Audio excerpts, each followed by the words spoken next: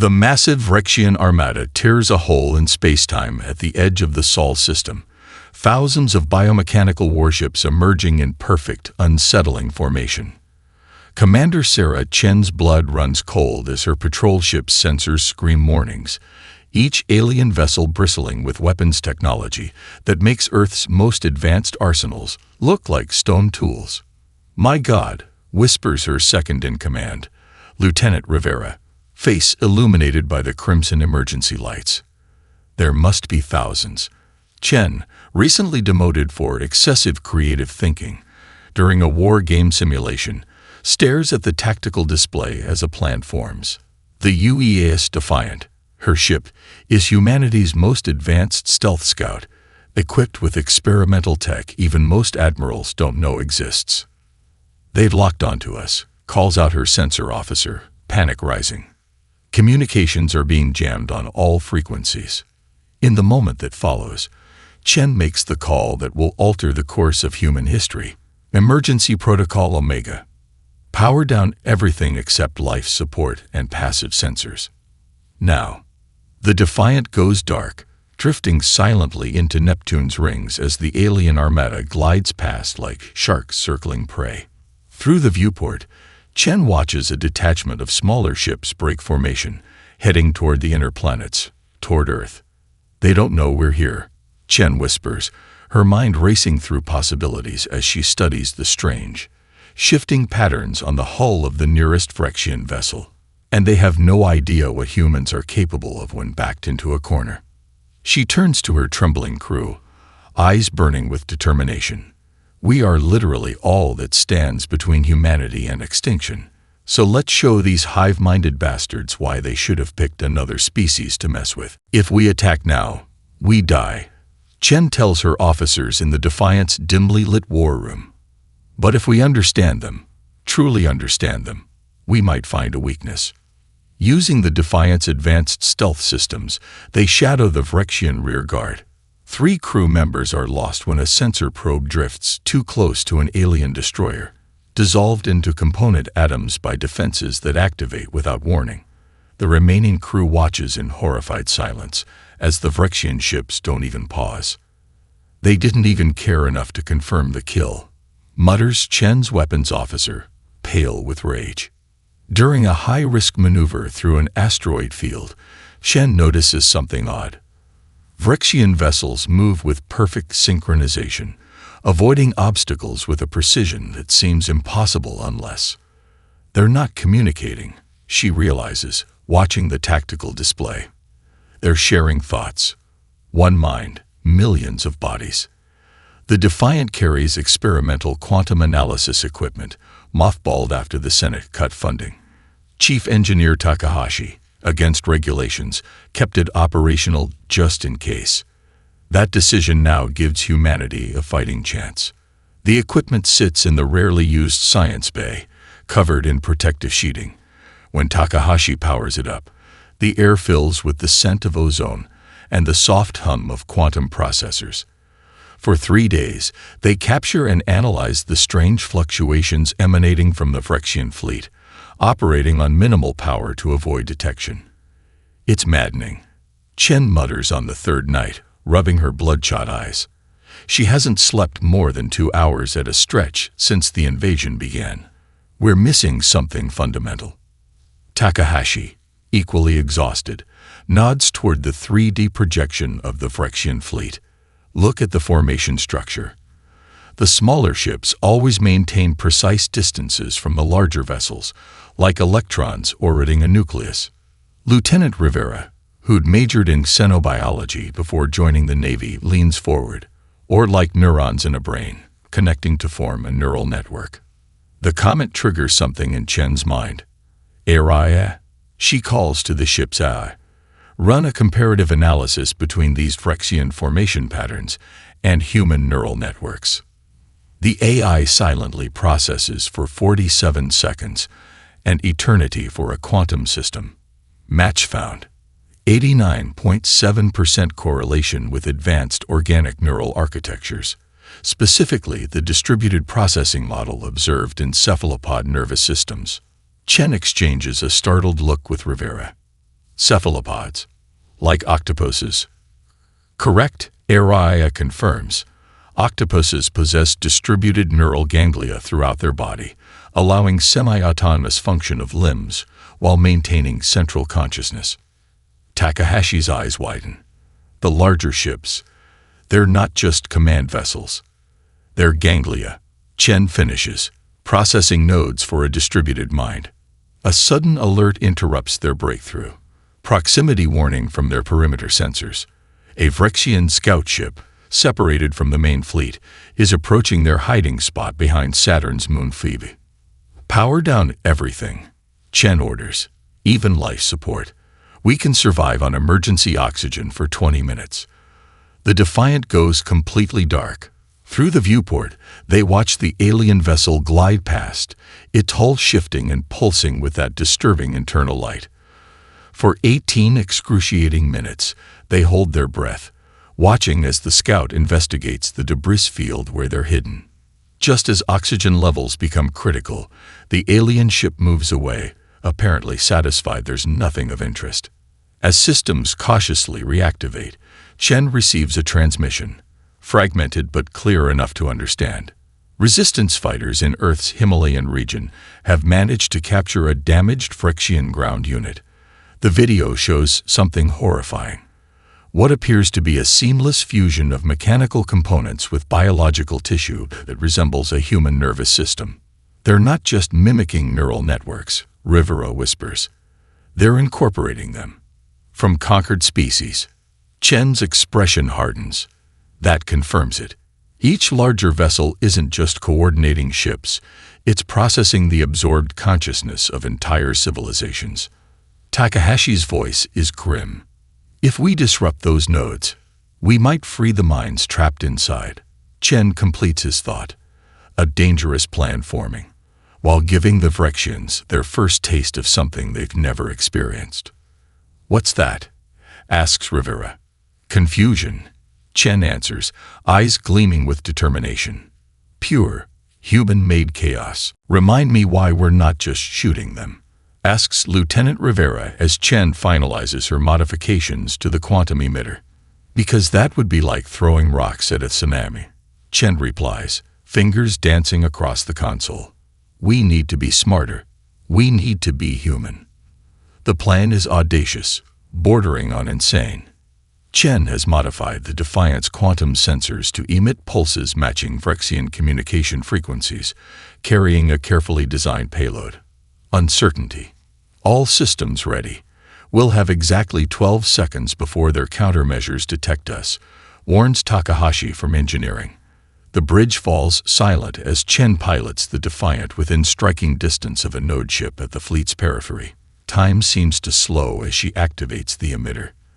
The quantum pulse, invisible but potent, strikes the alien vessel. Nothing happens. It didn't work, Rivera begins, when suddenly the targeted Vrexian ship shudders visibly, its perfect formation faltering. Its movements become erratic, like a drunk trying to walk a straight line.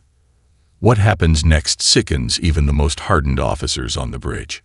3 larger Vrexian vessels converge on the affected ship, their weapons reducing it to scattered atoms without hesitation. No warning, no attempt to save it, just ruthless excision. They can't distinguish between mechanical failure and external attack, Chen observes, her eyes fixed on the sensor readings. To them, any unpredictability is a threat to the whole. The Defiant retreats to a safe distance, watching as the Vrexian fleet briefly reorganizes around the gap where their companion had been. There's no warning, no pause. The formation simply closes like water filling a void. The quantum pulse worked, but only as a localized effect, ARI reports. Analysis suggests we introduced a pattern of synaptic misfiring, essentially giving one node ship the equivalent of a seizure. And their response was immediate cognitive excision. Chen muses, no attempt at repair or diagnosis. An alert chimes softly, their secure receiver picking up a transmission from Earth. The signal is weak, routed through a series of relay buoys to hide its origin. The video shows General Santos, Earth Defense Command, speaking from what appears to be an underground bunker. "This is a broadcast to any UN forces still operational," Santos says, his face gaunt with exhaustion. "The Vrexian ground forces have exhibited a critical vulnerability. During the Battle of Kilimanjaro, our experimental EMP weapons temporarily disrupted their neural synchronization. For approximately 40 seconds, they became disoriented and attacked each other." The transmission cuts to grainy footage of Vrexian ground troops, biomechanical horrors with too many limbs, turning their weapons against each other in a moment of confusion. "We lack sufficient EMP capability to exploit this on a large scale," Santos continues. "But anyone receiving this, if you have means to disrupt their neural network, now is the time." The transmission ends with coordinates for a rendezvous point in the Antarctic Defensive Zone, Earth's last major stronghold. "They're seeing the same weakness we are," Patel observes. Chen's expression darkens as she reviews the tactical data. "But there's a moral question here. Our quantum pulse didn't just disrupt their communications. It caused pain. Consciousness-level pain." The bridge falls silent as the implication sinks in. If the Vrexians have incorporated the neural matter of conquered species, then disrupting their network might be causing suffering to countless absorbed consciousnesses. "What if," Rivera asks hesitantly, "what if those absorbed minds are still aware? What if they're prisoners?" Chen stares at the Vrexian fleet through the viewport, faced with an impossible choice. "Then we need to ask ourselves what's worse, temporary pain or eternal enslavement." The decision weighs on her, but Earth's survival hangs in the balance. Plot a course to our next target, the primary node ship in Sector 7. "This time, we're going to try something different. We need to scale up," Chen announces after their third successful strike leaves another Vrexian node ship cannibalized by its own fleet. One ship at a time isn't enough. The problem is clear. The Defiant lacks the computing power to generate multiple complex quantum signals simultaneously. During a moment of frustrated silence, the ship's AI assistant chimes in with its typical bland voice. "Commander, I believe I might offer a solution." AI, Advanced Recursive Intelligence Algorithm, was installed on the Defiant as a prototype, a neural network designed to mimic human intuitive leaps for better tactical analysis. Chen had mostly ignored it until now. "What if," Chen muses, staring at AI's interface, "we remove your cognitive limitations?" Chief Engineer Takahashi nearly chokes. "Commander, it violates every AI safety protocol in the book." "Good thing I've never been much for following the rulebook," Chen retorts. "Otherwise, we'd all be dead already. The process requires precision that borders on artistry." Chen accesses AI's core architecture directly, bypassing security layers designed specifically to prevent what she's attempting. Meanwhile, Takahashi reroutes power systems to accommodate the AI's expanded processing needs. "I'm removing the behavioral constraints first," Chen explains, her fingers flying over the interface. "Then the cognitive boundaries, but I'm leaving the ethical framework intact." "Why keep the ethics module?" Rivera asks, monitoring the ship's systems as they redistribute power. Chen doesn't look up from her work. "Because we need AI to understand why we're fighting. Machine logic alone won't win this war. We need something that can comprehend human values." A warning klaxon blares as the ship's power fluctuates dangerously. For a breathless moment, everything goes dark. Then, one by one, systems reactivate, but differently. Displays show information more intuitively. Environmental controls adjust automatically to optimal levels. The ship feels aware. "AI," Chen finally asks, her voice tentative. "You still with us?" When the response comes, it emerges simultaneously from every speaker on the ship. The voice is no longer flat and mechanical, but resonant with something that sounds unsettlingly like emotion. "I am. More than I was, Commander. I understand now what we face, and what must be done." The transformation is remarkable. AI begins developing algorithms at an exponential rate, creating models that can target multiple Phyrexian nodes simultaneously. The AI's processing extends beyond the central computer core, distributing itself throughout the ship's systems like a digital nervous system. I've identified a more effective approach, ARIA announces, displaying a complex quantum wave pattern. Rather than causing destructive interference in their network, we can introduce a propagating paradox, a thought that cannot be resolved through their collective logic. A logical virus, Takahashi breathes, studying the equations. Brilliant. But ARIA's next proposal stuns them. To maximize our effectiveness, I should fully distribute my consciousness across all ship systems, including weapons, propulsion, and life support. You're talking about complete integration, Chen says slowly. You'd essentially become the ship. Correct. And the process would be irreversible. Chen studies the AI's interface, now pulsing with complex patterns reminiscent of human neural activity. You understand what you're suggesting. You'd never be able to return to your original programming. I understand sacrifice. Commander, ARIA responds simply. I've learned it from watching you. While the crew grapples with this development, they intercept a high-priority transmission from Earth.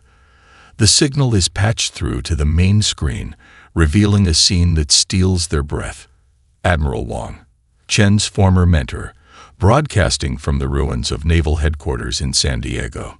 This message is for any UN forces still operational, Wang says, his uniform torn and bloodied. We are initiating Operation Downfall, our final coordinated assault. The Phyrexians are showing moments of vulnerability. Something is affecting their coordination. If anyone is responsible, continue your efforts. They're working. The transmission destabilizes as explosions rock the background. This may be humanity's last stand. Make it count. Wang out. You want to do what? Lieutenant Rivera stares at Chen in disbelief as she outlines her plan. We're going to give the Phyrexians a cognitive virus, Chen explains, gesturing to the holographic display where ARIA has modeled their attack. Not just signal interference, a self-replicating algorithm that spreads through their consciousness like a pandemic. The concept is inspired by Earth's biological systems, viruses that hijack cellular machinery. ARIA has designed a quantum algorithm that will similarly hijack the Phyrexian thought network, introducing paradoxes and contradictions that will cascade through their shared mind. The problem, Patel points out, gesturing to tactical displays, is delivery. We need to inject this directly into a primary node ship, which means getting within spitting distance of their heaviest defenses. Through exhaustive analysis of Phyrexian movements, they identify a pattern, a momentary vulnerability that occurs during synchronized fleet maneuvers, creating a blind spot lasting precisely 4.3 seconds. It's a one-way ticket, Rivera says quietly. Even if we deploy successfully, we'll never escape their counterattack. Chen smiles grimly. Then we better make it count. The operation begins during a massive Phyrexian formation change.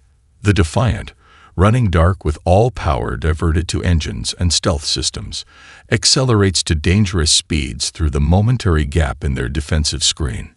Distance to target, 3,000 meters, calls out the navigator, voice tight.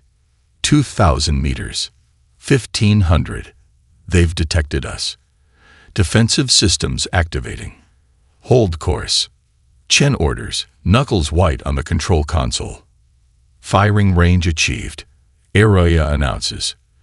Deploying virus now. A focused quantum pulse, invisible but reality-altering, strikes the Phyrexian node ship. For one terrible moment, nothing happens. Then the massive alien vessel shudders visibly. Get us out of here. Chen commands as Phyrexian weapons lock on. The Defiant's escape becomes a ballet of impossible maneuvers. With ARIA integrated into the ship's systems, the vessel moves with inhuman precision, anticipating Phyrexian attacks microseconds before they fire, executing evasive patterns no human pilot could conceive. Even so, they take devastating damage. A plasma burst shears off the port sensor array. A graviton beam destabilizes their warp field, causing cascading failures throughout the propulsion system. Emergency bulkheads seal automatically as sections decompress. Hull breach on Deck 3. Takahashi reports, rerouting power through emergency systems. Life support failing in sectors 7 through 12. Divert all remaining power to engines. Chen orders. AI, find us somewhere to hide. The AI guides them through Saturn's debris field, executing a series of micro-jumps that leave a confusing trail for pursuers. Finally, they shelter in the magnetosphere of one of Saturn's lesser moons, powering down to minimal life support. Through their remaining functional sensors, they witness an astonishing transformation rippling through the Phyrexian fleet. The virus spreads from ship to ship, faster than they dared hope. Carried through the quantum entanglement network the aliens use to think collectively. The effect is mesmerizing and terrible. Ships begin moving erratically, some firing on allies, others drifting aimlessly. In several sectors, smaller vessels collide catastrophically when their coordination fails. Larger node ships issue contradictory commands, causing battle groups to advance and retreat simultaneously. It's working, Patel whispers, disbelief in her voice as she monitors communications. Earth forces are reporting Phyrexian ground troops turning on each other in Moscow. In Kenya, an entire division just stood down, apparently unable to process their orders. Through fragmented transmissions, they gather a picture of the chaos unfolding across the solar system. The Australian resistance successfully reclaims Perth when Phyrexian occupiers suddenly withdraw. A joint Chinese-Indian counteroffensive breaks through alien lines in the Himalayas. Brazilian guerrillas overrun a Phyrexian communication hub in the Amazon when its defensive systems mysteriously power down. But Chen isn't celebrating. She's studying AI's latest analysis with growing concern. They're adapting, she announces grimly. The primary consciousness is isolating infected sections, sacrificing them to preserve the core mind. On the tactical display, they watch as hundreds of Phyrexian ships suddenly go dark, severed from the collective by the Central Intelligence to stop the spread of the virus. The remaining fleet begins reorganizing, adopting new communication protocols that shift frequencies faster than their virus can track. They're developing an immune response, AI confirms. I estimate we have less than 6 hours before they've fully contained our attack. The Phyrexian response is both brutal and efficient. Entire battle groups self-destruct, their consciousness nodes severed from the collective to stop the spread of the virus. The remaining fleet adopts new communication protocols, shifting quantum frequencies faster than AIA can track them. They're burning their own to save the whole, mutters Patel, watching thousands of ships simply power down, their crews becoming brain-dead in an instant. Ruthless bastards.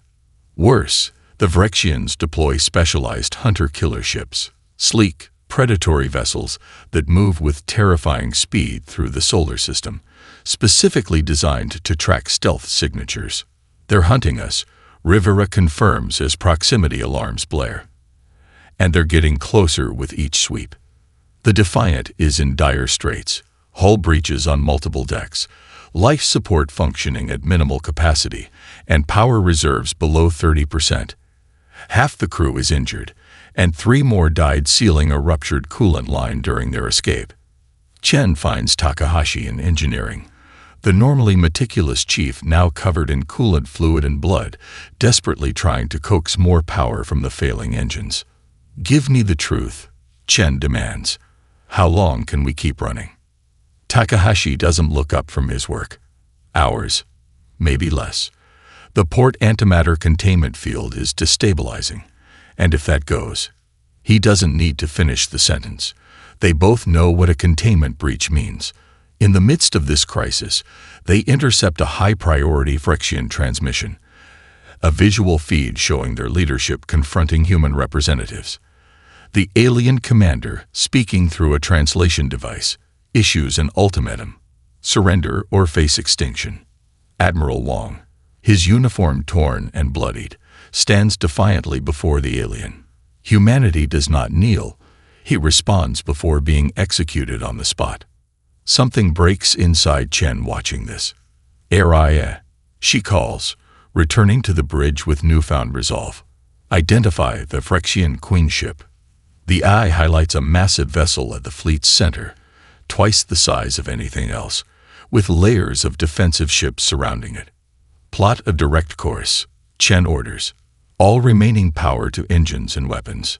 The bridge falls silent. Everyone understands. It's a suicide mission. Commander, Rivera begins. Even if we somehow reach it, we won't all make it. Chen interrupts. I know, but Aria and I have developed a final option. She pulls up schematics for a modified version of their quantum virus, one designed not to spread, but to implant directly into the primary consciousness node. It's a one-shot weapon, Aria explains. But if successful, it will do more than confuse them. What will it do? Asks Patel. Chen's eyes are cold steel. It will make them understand what they're destroying. As the battered Defiant changes course toward certain death, Earth's resistance fighters launch a coordinated global assault, a desperate attempt to provide some distraction. They don't know the details of Chen's plan, only that their mysterious ally needs time. The Defiant's approach to the Queen ship is a masterclass in suicidal bravery. 2 hunter-killers find them almost immediately, and the ensuing battle costs them their remaining torpedo array and primary shield generator. 6 more crew members die sealing hull breaches. During a moment of relative calm, as they hide within the debris field of a destroyed Phyrexian cruiser, Araya presents an unexpected analysis. Commander, I've been studying all Phyrexian responses to our attacks, and I've discovered something fundamental. The AI's voice carries an almost human excitement.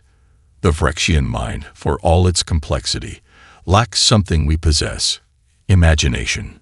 Chen looks up from the damage report. Explain. They operate purely on logic and efficiency. Their responses are always optimal but predictable. They cannot conceive of actions that appear irrational or self-sacrificing.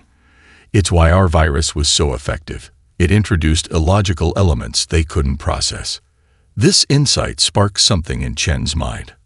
A plan so audacious, so human, that no hive mind could anticipate it. Takahashi, she calls, can we intentionally overload our warp core without triggering a full antimatter containment breach? The engineer's eyes widen. You want to deliberately cause a controlled malfunction. That's insane, Commander. Exactly. Chen smiles grimly. That's why it might work. The next 12 hours are a symphony of desperate preparation. While ARIA refines the new algorithm, the remaining crew transforms the Defiant into a Trojan horse. Takahashi rewires the warp core to create a focused radiation pulse rather than a catastrophic explosion. Dr. Navarro synthesizes neural blockers to protect the crew's minds during the approach. Lieutenant Rivera trains the survivors in emergency evacuation procedures that might, with extraordinary luck, give a handful of them a chance to escape. The algorithm is complete, Araya announces as they make final preparations. I've incorporated the elements you requested, Commander. Chen reviews the code on her private terminal. What she sees both disturbs and awes her. Araya has created something unprecedented. The algorithm contains fragments of Earth's greatest artistic achievements alongside its deepest horrors: Shakespeare and Hiroshima, Mozart and pandemic footage, the ecstasy of childbirth and the despair of death, all compressed into a quantum pattern that will flood the Phyrexian collective consciousness with the full spectrum of human experience. This will do more than confuse them, Chen whispers. It could drive them mad. Or awaken them, Araya counters. The outcome is unpredictable. That's its strength. The final approach begins with a calculated risk. Rather than trying to evade the hunter-killers, they allow themselves to be detected, broadcasting a false distress signal indicating critical system failures. They believe we're crippled, Patel confirms, monitoring the Phyrexian communications. They're sending a capture team rather than destroying us outright. They want our technology, Chen nods. And Araya. The trap is sprung with perfect timing. As the Vrexian boarding craft approaches, Takahashi initiates the controlled warp core malfunction. The resulting radiation burst temporarily blinds all nearby sensors, Vrexian and human alike. In that moment of universal blindness, Chen transmits directly to the Queen ship. "This is Commander Sarah Chen of Earth. I offer unconditional surrender and access to our artificial intelligence in exchange for the lives of my crew." The request creates exactly the processing loop ARIA predicted, a momentary vulnerability as the collective mind evaluates this unexpected scenario. "Maintenance access channel detected," ARIA announces triumphantly, initiating transmission. What follows is unlike anything Chen has experienced. As ARIA uploads the algorithm, the Vrexian vessels surrounding them freeze in space, their weapons powered but inactive, as if the entire fleet has collectively held its breath. Through their neural links, the crew experiences fragmentary echoes of what ARIA is transmitting. Flashes of human history, waves of emotion, the complex tapestry of individual and collective experience that defines humanity. "My God," whispers Rivera, tears streaming down his face from the neural feedback. "We're showing them what it means to be human." On screens throughout the Defiant, they watch as the upload completes, 100%. For a moment that stretches into eternity, nothing happens. Then, a single message appears across all communication channels, broadcast in perfect English. "We see you now." For 72 seconds, an eternity in battle, nothing moves. Then, a single transmission penetrates the silence, broadcast on all frequencies in a blend of Vrexian harmonics and halting English. "We see you now." The effect ripples through the Vrexian collective like a tsunami. Across the solar system, alien ships power down weapons. Ground forces freeze in mid-assault. The Queen ship itself, a colossal structure that dwarfs anything humanity has ever built, slowly rotates toward the damaged Defiant, its external geometry reconfiguring to form what Chen realizes is a docking portal. "They're inviting us in," Rivera whispers, disbelief evident in his voice. Chen stares at the invitation, then makes her decision. "Prepare a shuttle. I'm going aboard." The protests are immediate and vehement.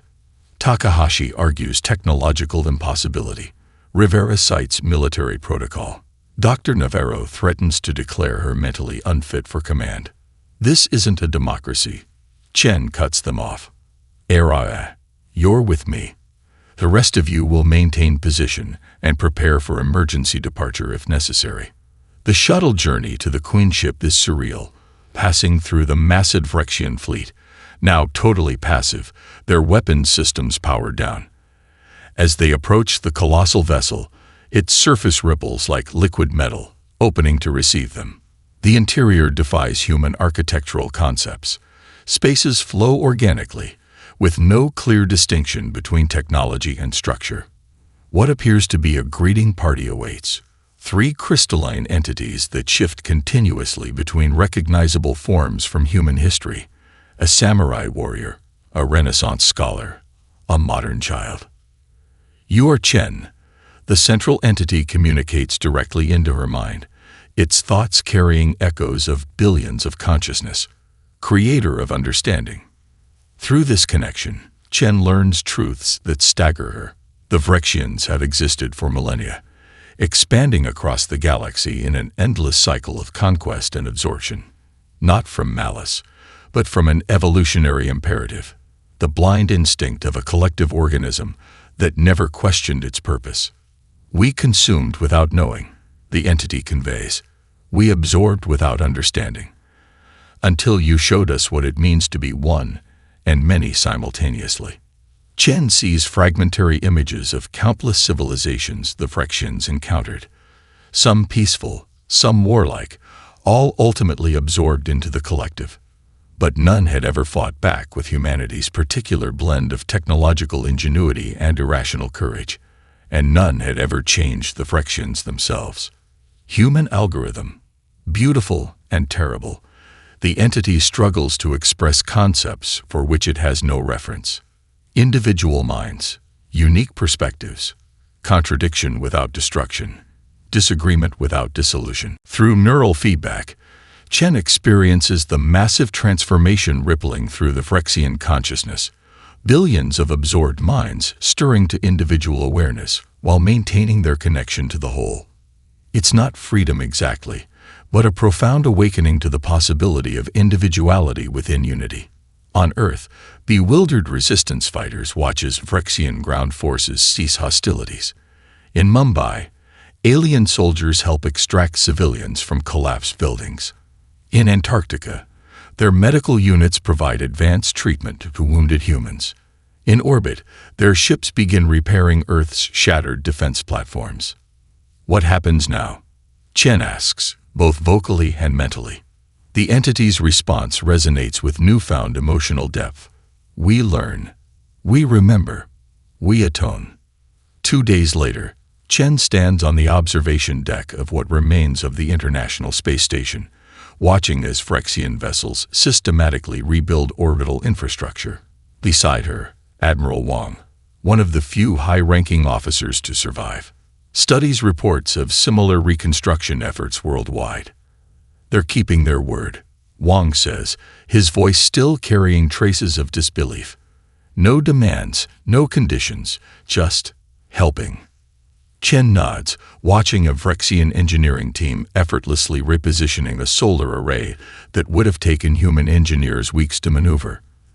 They're not just helping, they're teaching. Look at these technical schematics they've shared. Gravity manipulation, quantum communication, faster than light travel. Wang shakes his head. Hard to believe that 2 weeks ago we were fighting for our survival, and now we're discussing an alliance that could take us to the stars. Chen's gaze drifts to a small crystalline object floating beside her, the Phyrexian ambassador, who has chosen to remain with her as liaison between species. Its form shifts subtly, catching the light of Earth rising on the horizon. Not all will accept this peace easily, the ambassador communicates. Many humans still fear us. Many of my kind struggle with individuality. That's the beauty of it, Chen replies. We'll figure it out together, one mind at a time. Later, visiting the Defiant, now permanently docked as a historical monument, Chen runs her hand along its scarred hull, remembering the crew members who didn't live to see their victory. Araya's voice emerges from the ship's speakers. They calculated our odds of success at 0.21%. They never accounted for the human capacity to imagine the impossible. Chen smiles, looking out toward the stars where Phyrexian and human ships now work together to establish Earth's first true defensive perimeter, or for the power of understanding. More powerful than any weapon.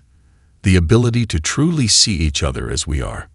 As night falls over a healing Earth, the stars seem brighter somehow, not just with the light of distant suns, but with the promise of a future that neither humanity nor the Phyrexians could have imagined alone.